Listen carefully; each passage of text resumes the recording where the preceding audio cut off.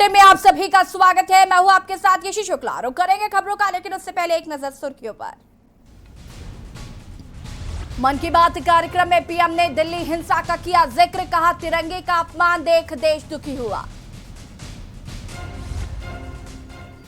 मन की बात में बोले पीएम मोदी, कोरोना टीकाकरण अभियान अब दुनिया के लिए बन रहा मिसाल। संकट के समय में आत्मनिर्भर भारत दुनिया की सेवा कर पा रहा है। पीएम की मन की बात सुनने के बाद बोले सीएम रावत, कहा पीएम मोदी हमारे अभिभावक, लोकल फॉर वोकल है संकल्प। पौड़ी में बैठक के साथ ही खत्म हुआ मुख्यमंत्री त्रिवेंद्र सिंह रावत का 3 दिवसीय प्रवास। रुद्रप्रयाग और पौड़ी का रहेगा सीएम का अगला दौरा। राजधानी में संस्कृति मंत्री सतपाल महाराज ने किया पंच केदार स्तुति सीडी का विमोचन। शिव के सभी स्वरूपों के वर्णन के लिए स्तुति लेखक को दी बधाई।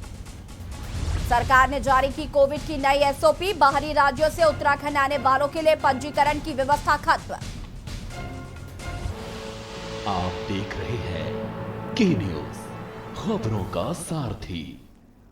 बढ़ेंगे खबरों में। मुख्यमंत्री त्रिवेंद्र सिंह रावत ने अपने आवास पर टेलीविजन पर प्रधानमंत्री नरेंद्र मोदी के मन की बात कार्यक्रम को सुना। कार्यक्रम को सुनने के बाद मुख्यमंत्री ने कहा कि प्रधानमंत्री जी हम सभी के अभिभावक हैं, उनके मन की बात हम सभी के दिलों को छूती है। 26 जनवरी जैसे पवित्र दिन लाल किले में हुई घटना से सभी देशवासी स्तब्ध हैं। हमें अब नई आशा और उत्साह के साथ प्रधानमंत्री जी के नेतृत्व में देश को आगे ले जाना है।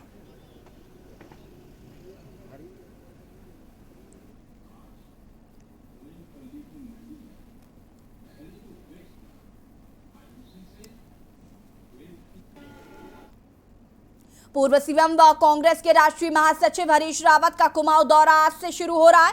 बता दें कि हरिद्वार में कार्यक्रम में प्रतिभाग करने के बाद हरीश रावत उधम सिंह नगर से अपने दौरे की शुरुआत करेंगे और साथ ही हरदा सामाजिक व धार्मिक आयोजन में भाग लेने के साथ ही किसानों से भी बातचीत करेंगे। वहीं हाल ही में लोक गायिका माया उपाध्याय ने हरीश रावत सरकार में हुए विकास कार्यों और आगामी योजनाओं के ऊपर वीडियो गीत तैयार किया था, जो इस वक्त सुर्खियों में है। और अब पूर्व सीएम के कुमाऊं दौरे पर निकलने से सियासी सरगर्मियां तेज हो चुकी हैं।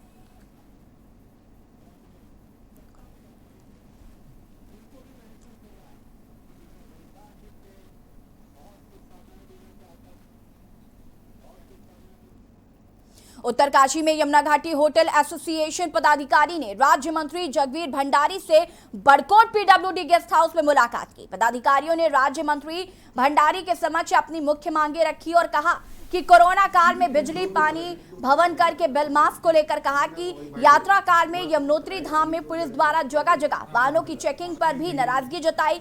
4 धाम में भी श्रद्धालुओं को चेकिंग की जाती है, जिससे उनको परेशानी होती है। वहीं राज्य मंत्री जगवीर भंडारी ने हर संभव मदद का भरोसा दिया है।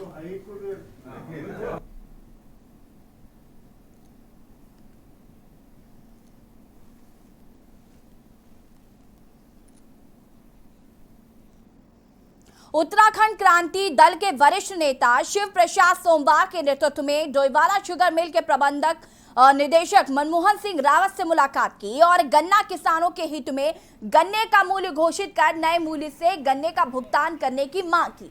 यूकेडी के नेता शिव प्रसाद सेमवाल ने कहा कि केंद्र की सरकार किसानों की आय डबल करने की बात तो करती है, लेकिन वास्तविक हालात अगर देखें तो किसान को अपनी फसल का ही उचित मुआवजा नहीं मिलता है। सरकार के दोहरे रवैये के कारण आज किसान सड़कों पर हैं। केंद्र सरकार के 3 किसान बिल जहां किसानों का पहले ही शोषण का आधार बने हुए हैं, तो वहीं अब गन्ने का मूल्य घोषित ना करके राज्य सरकार ने भी किसानों के हित से खिलवाड़ किया है।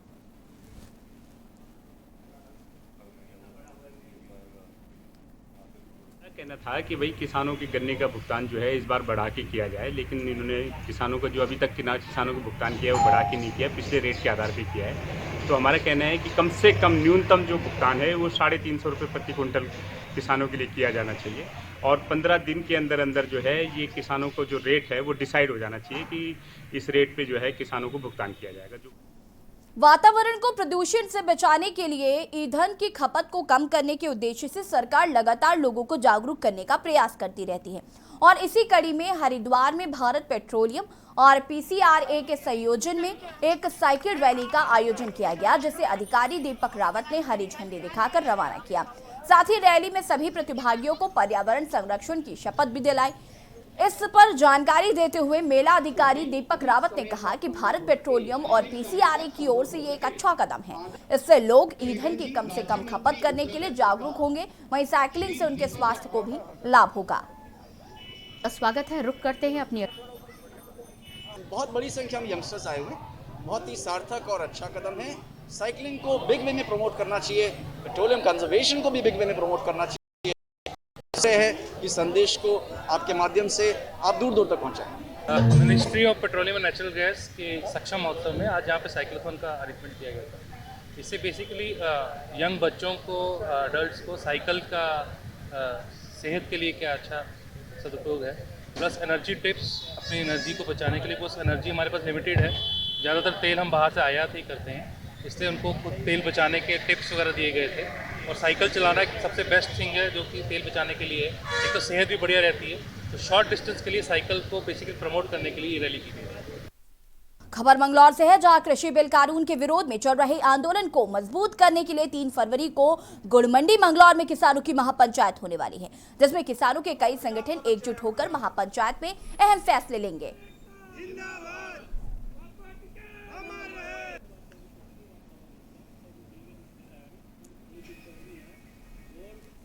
जब तुम बड़े खड़े होकर ठीक करोगे तो हमारी कोई औकात नहीं, आप सब चलाया कोई यहाँ। खबर नैनीताल से है, यहां पर राज्य अतिथि गृह में अभिभावक एसोसिएशन की बैठक आयोजित की गई, जिसमें छात्र हितों से जुड़े कई बिंदुओं पर चर्चा की गई। इसमें मुख्यतः लॉकडाउन के समय अभिभावकों द्वारा उठाई गई फीस संबंधी मांग पर बात की गई। साथ ही बताया गया कि संगठन के कुशल करियर काउंसलर सदस्यों द्वारा 10वीं 12वीं कक्षा में पढ़ने वाले छात्र छात्राओं को कैरियर काउंसलिंग की जाएगी और प्रत्येक रविवार को छात्र छात्राओं के लिए नेचर वॉक और अन्य तरह की शारीरिक गतिविधियों और मनोरंजन के कार्यक्रमों को आयोजित किया जाए, ताकि कोरोना काल में मानसिक रूप से परेशान छात्र छात्राओं का मनोबल बढ़ सके।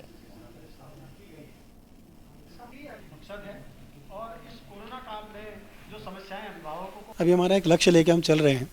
नैनीताल के जितने भी पब्लिक स्कूल्स हैं उनके द्वारा जो छात्र हित में, छात्र शिक्षा में जो कार्य किए जा रहे हैं, उन चीज़ों को लेके हमने ये मंच स्थापित किया हुआ है। वर्तमान में कोरोना काल चल रहा है, इस समय जो सबसे बड़ी समस्या अभिभावकों के सामने आई है वो फीस की समस्या आई हुई है। जैसा आप लोगों को भी ज्ञात है कि माननीय उच्च न्यायालय द्वारा और उत्तराखंड सरकार द्वारा भी फीस के मामले में आदेश जारी कर दिए गए हैं। क्या विद्यालयों द्वारा वो फीस माफ़ी की गई है या नहीं की गई है, किस अभिभावक का छात्र बच्चा कहाँ पढ़ता है, उन विद्यालय ने वो फीस माफ़ की है या नहीं की है, उन चीज़ों को देखने के लिए इस मंच की स्थापना की गई है। खबर खटीमा से है, जहां गणतंत्र दिवस के दिन दिल्ली के लाल किले में उपद्रव मचाने वाले उपद्रवियों के खिलाफ पूर्व सैनिक ने गौरव सेनानी संगठन के बैनर तले विरोध प्रदर्शन किया और ऐसे उपद्रवियों पर कार्रवाई करने की मांग की है। साथ ही उन्होंने कहा कि वह उन अन्नदाता किसान के समर्थक हैं जो देश के साथ है, न कि किसान आंदोलन के नाम पर देश के तिरंगे का अपमान करने वाले उपद्रवियों के साथ।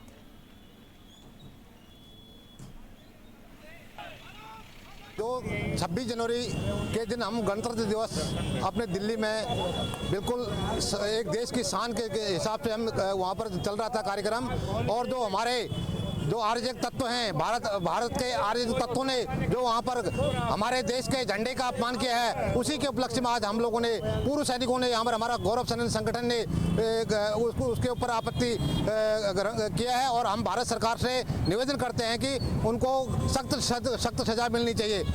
हमारे देश में जो एक किसान आंदोलन चल रहा है पिछले 2-3 महीने से, इन्हीं किसानों के बीच में जो नकली किसान बनकर जो इस राष्ट्र को तोड़ने का काम कर रहे हैं, राष्ट्र विरोधी तत्व शामिल होकर किसानों की जो आवाज़ है उनको न उठा करके वो राष्ट्र विरोधी कार्यों में जो संलिप्त हो रहे हैं, और उस तिरंगे का अपमान जो उन्होंने 26 जनवरी के दिन किया है, जिस तिरंगे के लिए एक जवान अपने प्राणों की आहुति दे देता है, अपने परिवार को छोड़ करके वो अपने प्राणों का बलिदान कर देता है, उस तिरंगे का अपमान हमारा जवान कभी भी नहीं सहन करेगा। हरिद्वार कुंभ होने में कुछ ही समय रह गया है। केंद्र सरकार द्वारा जारी की गई एसओपी के विरोध में प्रांतीय उद्योग व्यापार मंडल ने डमरू बजाकर विरोध प्रदर्शन किया। बता दें कि प्रांतीय उद्योग व्यापार मंडल की जिला कार्यकारिणी ने हरिद्वार में डमरू बजाकर केंद्र सरकार की जारी एसओपी को रद्द करने की मांग की है, जिसमें जिलाध्यक्ष नीरज सिंघल ने केंद्र सरकार की जारी एसओपी को गलत बताते हुए कहा कि 22 मार्च से हरिद्वार व्यापार पूरी तरह से ठप है। कुंभ मेला आने से हरिद्वार व्यापारियों को एक उम्मीद जगी थी, लेकिन केंद्र सरकार द्वारा जारी एसओपी से कोई भी श्रद्धालु कुंभ में नहीं आएगा, जिससे कुंभ मेला नहीं होगा और व्यापारियों को काफी नुकसान होगा। केंद्र सरकार ने जो गाइडलाइन जारी करी है, एसओपी जारी करी कुंभ मेले के लिए, वो गलत की है। आप देखिए 22 मार्च से हरिद्वार का व्यापार पूरी तरह ठप है, पूरी तरह ठप है। अब थोड़ी उम्मीद कुंभ मेले से व्यापारी को जगी थी कि कुंभ मेला आएगा तो अपने चूल्हे जलेंगे, कुछ काम चलेगा। इसके ऊपर भी केंद्र सरकार ने जो गाइडलाइन जारी की है उसके हिसाब से तो यात्री आएगा ही नहीं, आएगा नहीं तो कुंभ मेला होगा नहीं, कुंभ मेला होगा नहीं, जब यात्री नहीं आएगा तो दुकानें कैसे चलेंगी। जो सरकार की गाइडलाइन आ रही है, जो रोज ये हम न्यूज़पेपर के माध्यम से पढ़ रहे हैं, कोविड की जांच, 72 घंटे की जांच और आपका ये बारकोड की जांच, आज उनके दीनदयाल जी का बयान आ रखा है, रोज स्टेटमेंट आ रहे हैं सरकार के नए नए, तो व्यापार चलेगा कहाँ से। फिर ये कुंभ मेले का ड्रामा क्यों रचा जा रहा है, ये पैसे की बर्बादी क्यों हो रही है। जब वैक्सीन आ गई है तो हरिद्वार में ही कोरोना हो रहा है, और कहीं कोरोना नहीं हो रहा। गाजी बॉर्डर पे कोरोना नहीं है, किसानों के धरने में कोरोना नहीं है, ना वो सोशल डिस्टेंसिंग है ना कुछ है। जब वैक्सीन आ गई तो वैक्सीन लगाओ ना, स्टेशनों पे उसके काउंटर लगाओ, बस अड्डों पे लगाओ, बॉर्डरों पे लगाओ, हर की बेड़ी पे लगाओ काउंटर, वैक्सीन लगाओ ना श्रद्धालु के। जब श्रद्धालु नहीं आएंगे कुंभ मेले में तो फिर कुंभ मेला किस काम का। खबर नैनीताल से है, जहां नैनीताल के नौकुचिया ताल पहुंचे सूबे के मुख्यमंत्री त्रिवेंद्र सिंह रावत ने पत्रकारों से मुलाकात करते हुए कहा कि बीते दिनों अल्मोड़ा में हुई एक बैठक में ग्रामीण क्षेत्रों से प्राधिकरण खत्म करने का फैसला लिया गया है, जिसे लेकर कुछ विपक्षी पार्टियां भ्रम फैलाने का काम कर रही हैं कि राज्य सरकार पहाड़ों में प्राधिकरण खत्म कर रही है, जबकि शहरी क्षेत्रों से प्राधिकरण हटाने के लिए कोई कदम नहीं उठाए गए हैं। ये सरासर दुष्प्रचार है, जबकि सरकार शहरी क्षेत्रों से प्राधिकरण खत्म करने के लिए कार्य योजना बना रही है। वहीं भीमताल में पर्यटन को बढ़ावा देने के लिए हेलीपैड के लिए प्रस्तावित भूमि पर जल्द ही हेलीपैड बनाया जाएगा।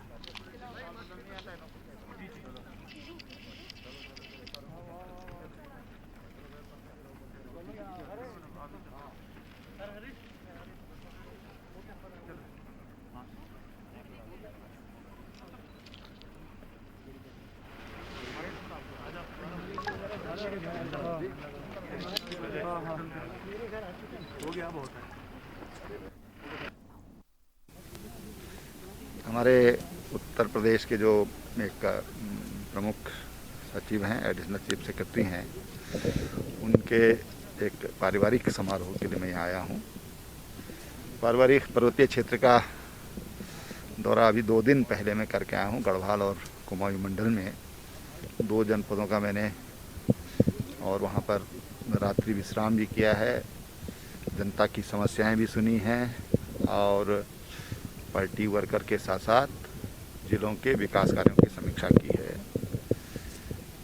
आज मैं नितांत व्यक्तिगत रूप से आया हूँ। एक बात ज़रूर कहना चाहूँगा कि अभी मैंने अल्मोड़ा में घोषित किया जिला विकास प्राधिकरणों के स्थगन की।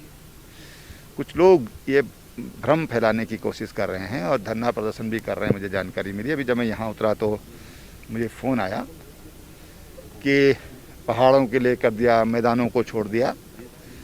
तो मैं तमाम उत्तराखंड वासियों से कहना चाहूँगा कि ये लोग असामाजिक लोग हैं, जो टकराव चाहते हैं, जो समाज को तोड़ना चाहते हैं, इनकी बातों में ना आए।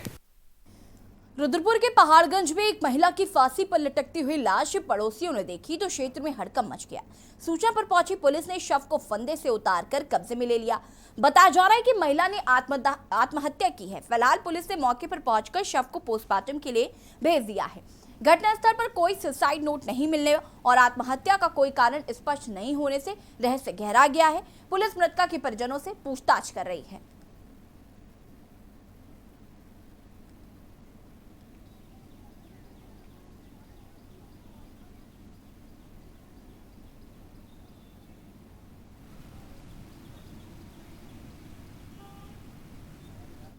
काशीपुर में मुरादाबाद रोड स्थित नैनी पेपर मिल फैक्ट्री में एचसीएल का टैंक फटने से 2 श्रमिकों की दर्दनाक मौत हो गई। हादसा उस वक्त हुआ जब फैक्ट्री का फिटर और उसका हेल्पर टैंक में लीकेज की सूचना पर लीकेज ठीक करने पहुंचे थे। घटना की सूचना मिलते ही मौके पर पहुंची पुलिस ने दोनों मृतकों के शव को कब्जे में लेकर पोस्टमार्टम के लिए भेज दिया है। घटना के बाद से मृतकों के परिजनों में कोहराम मच गया है। बता दें कि हादसा उस वक्त हुआ जब फैक्ट्री का फिटर और उसका हेल्पर टैंक में लीकेज की सूचना पर लीकेज ठीक करने पहुंचे थे।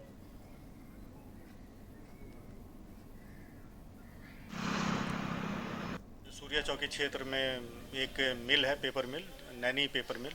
तो आज इसमें जो है सुबह तड़के 3:15 बजे के आसपास एक हादसा हुआ है। तेल टैंक था वहाँ फैक्ट्री में, उसके ऊपर जो है एक वेल्डिंग का कार्य इनके द्वारा किया जा रहा था। तो अचानक से जो है उसका टैंक, SCL का टैंक का ढक्कन फटा और इस हादसे में जो है इन दोनों कर्मचारी की मौके पर मृत्यु हो गई है। जैसे पुलिस को सूचना मिली, पुलिस के द्वारा जो है बॉडी को मोर्चरी भिजवाया गया है और इसमें पंचायतनामा और PM की कार्रवाई की जा रही है। और साथ में ही इनके परिजनों को भी सूचित कर दिया गया है, परिजन भी मौके पर आ गए। रुड़की की मंगलौर कोतवाली क्षेत्र में दिल दहला देने वाली घटना सामने आई है, जहां पैसे के लेन देन को लेकर एक युवक की लाठी डंडे व लात घूंसों से बेरहमी से पिटाई की गई, जिसका वीडियो सोशल मीडिया पर वायरल कर दिया गया। बता दें कि युवक को एक कमरे में बंद कर उसके दोनों हाथों को रस्सी से बांध दिया गया था, जिसके बाद उसे दबंग युवक लाठी डंडे से पीट रहे हैं, जिसमें पीड़ित युवक खूब चिल्ला रहा है। पर बेरहम युवक पीड़ित युवक के मुंह पर हाथ रखकर बंद कर रहे हैं और पीड़ित युवक पैसे लौटाने की बात भी कर रहा है, पर दबंगों को पीड़ित पर जरा भी रहम नहीं आया। वहीं इस घटना के बाद पीड़ित ने मीडिया के सामने अपनी बीती सुनाई, जिसमें पीड़ित स्थानीय पुलिस पर भी इन दबंगों से मिली भगत का आरोप लगा रहा है।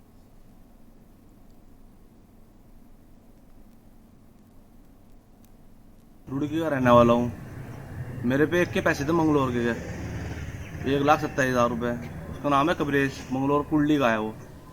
तो हमारा जो है फैसला हो गया था चौकी में, यहाँ 20,000 रुपये महीने देने का वादा हुआ था। तो जो है देने के बाद जो है 20,000 रुपये महीना दे भी रहा था मैं। 4 किस्त भी दी थी मैंने उसकी 20,000 रुपये की। अब जो है कुछ दिन पहले मैं मंगलोर गया था, तो कबरेज ने कुछ दोस्तों ने उसके मुझे ले गए मैं, और जंगल में ले आकर उन्होंने मार पिटाई बहुत करी। अभी मुझे पता नहीं, वीडियो भी बना दी उन्होंने मेरी।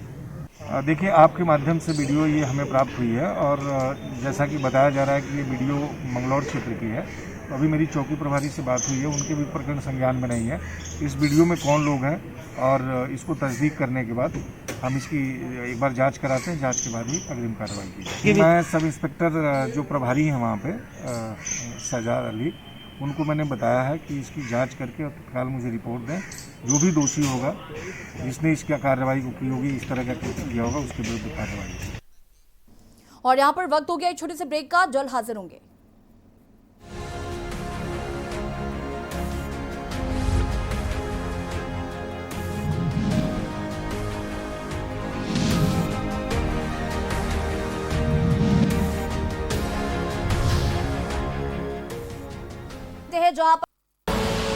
आप देख रहे हैं के न्यूज, खबरों का सारथी।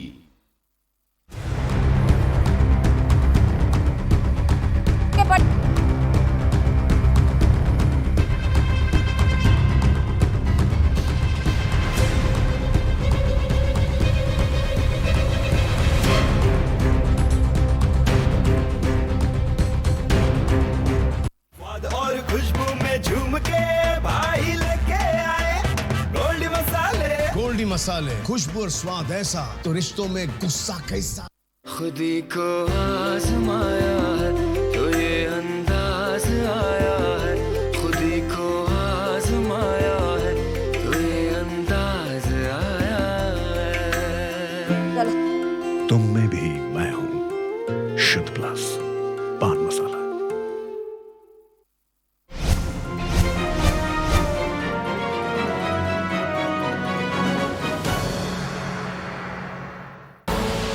आप देख रहे हैं के न्यूज, खबरों का सारथी।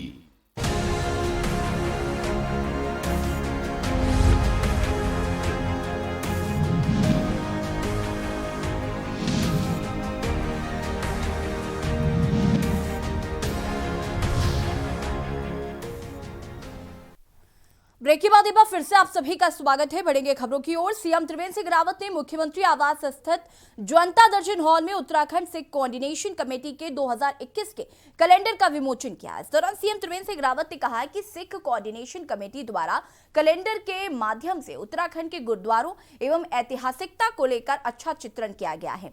सीएम ने कहा कि सिख समुदाय की समाज में हमेशा सक्रिय भूमिका रहती है। राज्य सरकार द्वारा अल्पसंख्यकों के कल्याण के लिए हर संभव प्रयास किए जा रहे हैं। इस दौरान सिख कोऑर्डिनेशन कमेटी के अध्यक्ष सरदार गुरदीप सिंह और अन्य पदाधिकारी मौजूद रहे।